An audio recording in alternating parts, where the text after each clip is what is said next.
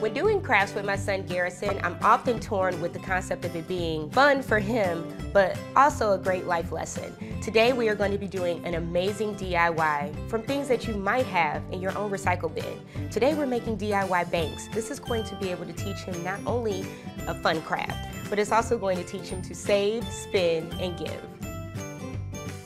When I was thinking of the materials I would need to make this DIY bank, coffee can immediately came to mind. Not only is it durable, it's soft at the top, so it's easy for me to cut in the slit for the money to go inside. Simply remove the label, grab your spray can, any color you want. I went with white, spray it, and now you have a beautiful base. The fun part is the decorating. I'm going to use something as simple as felt, cut in your designs, and you are good to go. The first step I'm going to be doing is making the ears.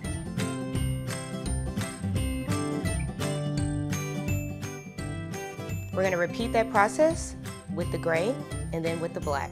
You'll notice that I have 3 sizes. I have the largest one in black, I have the smallest in gray, and then I have a medium in pink. You simply take the bottom, pinch it together, and you have a beautiful ear.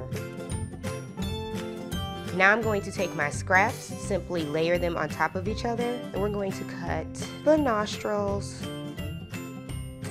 We have 3 banks, so we want to make sure that we differentiate them some kind of way. And I'm going to do that with their facial expressions. I'm going to be creating a smiley face, one with his tongue looking out, and just a straight face. And I'm going to let Garrison decide which one he wants to be: spin, save, or give. We have all of our facial expressions cut out. Now to detail them. For the tongue, it's very simple, a straight line right down the middle. Can't have a cow without spots. This is my favorite part. Super simple, just freestyle them. This is the most important part of the whole project. It is a bank, so it's time to cut in the slot. I really want to stress the importance of safety first. You'll notice that this is a very soft plastic top. I'm going to be cutting it inside of the can to assure that I'm not cutting into my table and or my hand. Let's get it cut.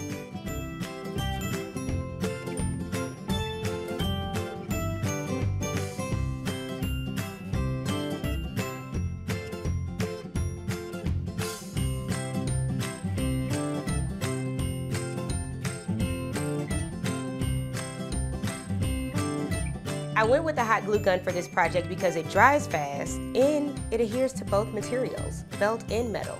Win-win.